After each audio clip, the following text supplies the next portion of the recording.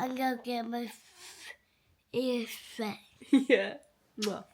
Hi guys, it is Friday the 15th of March and it is the day before the operation. I'm going to bring you along for this whole weekend as much as I possibly can, and the process of getting ready starts today. So Clark is at nursery. I need to tidy up this house because we have Kerry coming to stay to look after Penny. So I will show you what we get up to today in preparation, and then we'll bring this back tomorrow. By the way, if you are new here, hi, my name is Jess. I share all bits and bobs about my life over on Instagram at Plates and Parenthood. And if you are watching this video, I imagine it's because you may have a child that's about to go through a similar operation. So I hope this is helpful.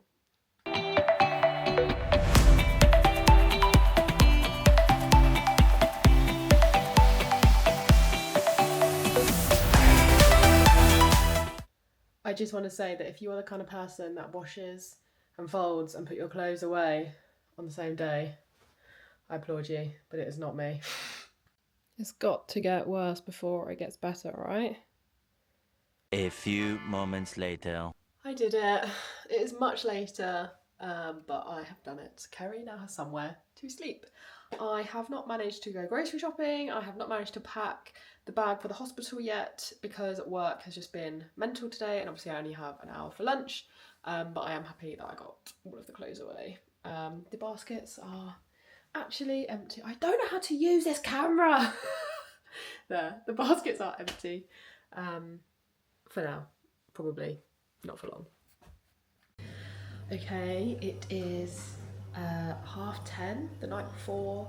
I have had to work. I've literally just put my laptop down, and Alex has been amazing. He's packed the bag for tomorrow. He's got spare clothes, some fluffy PJs, dressing gown, iPad, some snacks. He's nil by mouth from midnight tonight. I'm debating taking a banana up and wake. I don't want to wake him up, but sometimes he does wake up about now. So if he does, I will offer him a banana, but some snacks for after, and some bits for us. But I think we're going to call it a night, and we have to get to the hospital for 7 AM tomorrow, which with parking and everything, the hospital's about 20 minutes away, so I think we're going to aim to be leaving the drive at 6:30 tomorrow morning. So night, I'll see you then.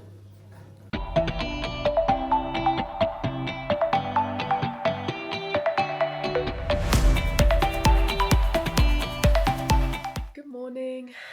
It is 6:20 and it is operation day. Cheese. You're gonna get your ears fixed? Yeah. I'm gonna get my ears fed. Yeah. Mwah. Okay, we have got about 20 minutes before we need to leave the house, and both the boys are in bed. We gotta get up. Clarky.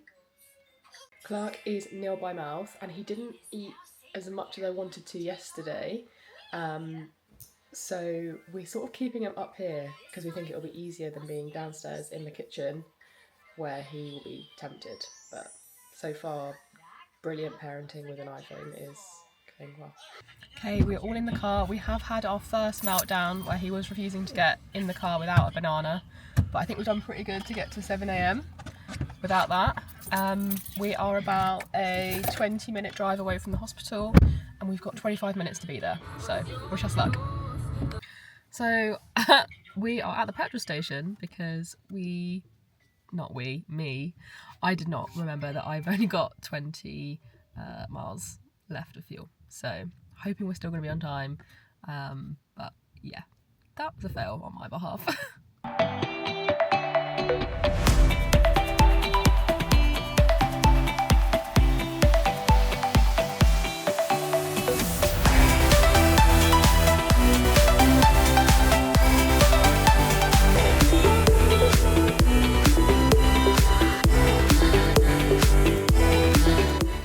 Surgeon and the anaesthetist and had all of our checks. The only thing that's been different with Bupa is we had like a Bupa coordinator meet us this morning and give us a parking ticket and a Costa voucher, and we had to sign a surgery contract and also a Bupa contract.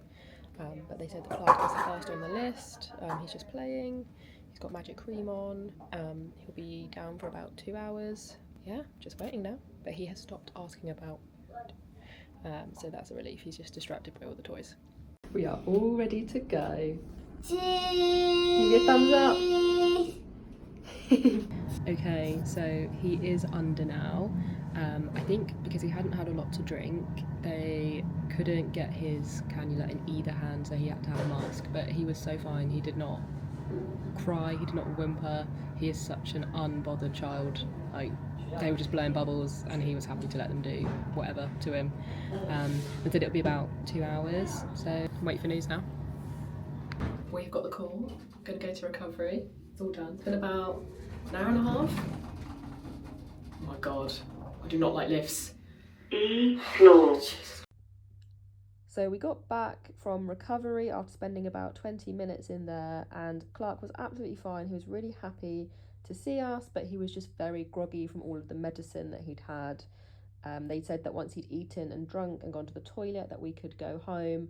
He was actually very sick, so you can see he's got a change of clothes, and he slept for about 2 hours. Home. Yeah. Oh, here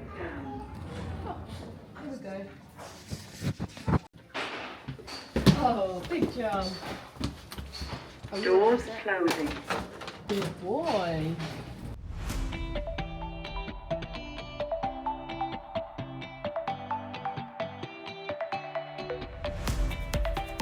We are going home.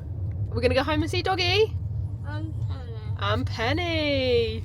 So it is about 3:15. We're leaving a little bit later than originally planned because, as you'll have seen, Clarky was very sick and then just had a nice long sleep, which we could have tried to wake him up from a bit earlier, but I just wanted him to kind of wake up in his own time.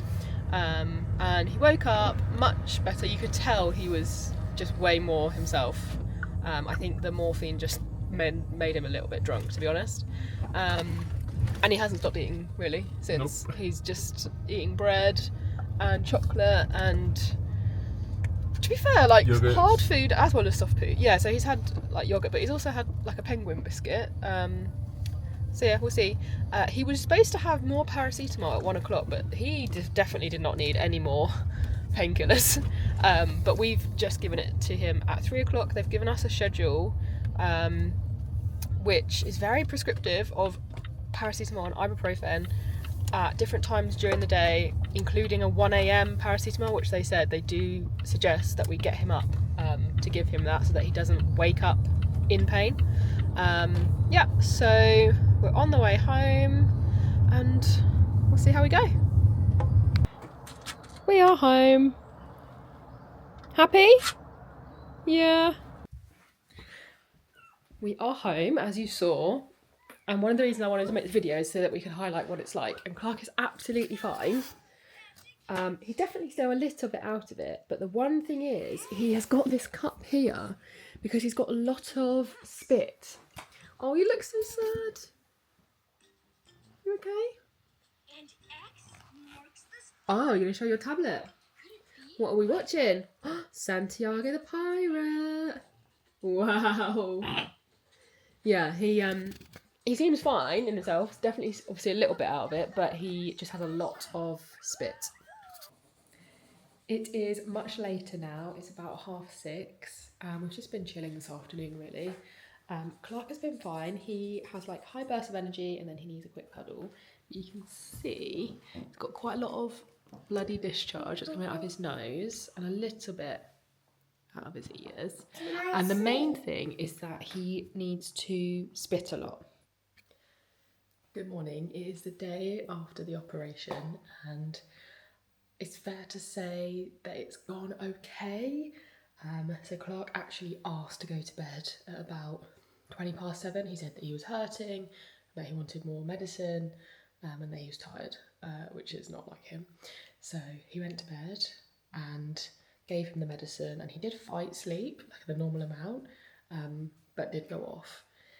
I have been given a schedule. I'll insert a picture of it. I've got it over here. Of like all of the times that he has to have his medicine, but I didn't know if I should wake him, so I set an alarm for 1.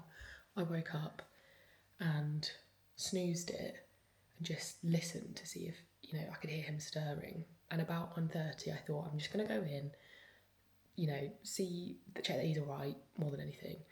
And as I was walking in, he was starting to stir, and he cried a lot. He was in pain. Gave him the medicine. It's really hard for him to swallow the medicine. Like, he's spitting up. It's all the stuff that he would normally swallow anyway. So he was just like really slow with it. And he definitely got pain relief, but he was then awake and he didn't want to sleep. And bear in mind, obviously, he had the anaesthetic for obviously a couple of hours yesterday. He then also had a really deep sleep at the hospital after he was sick.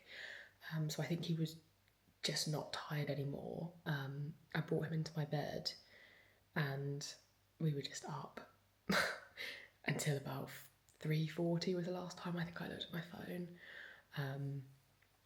And he then got out of my bed at 5:30 and went into his sister's room, which is pretty normal to be fair.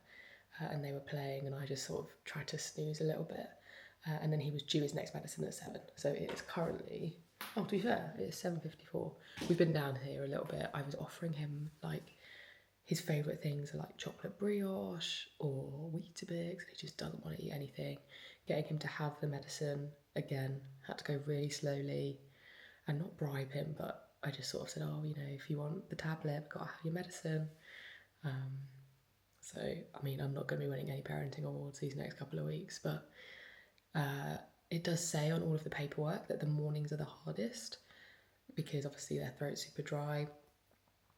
So I'm hoping it just sort of loosens up and then he'll want to eat and want to drink, and yeah, we'll just see. But yeah, it's definitely kicked in. I don't know what, I think I was super naive. I think my impression of it was that maybe the first couple of days at home would be okay, and then the pain like kicks in sort of days 3 and 4. That's sort of what I'd heard.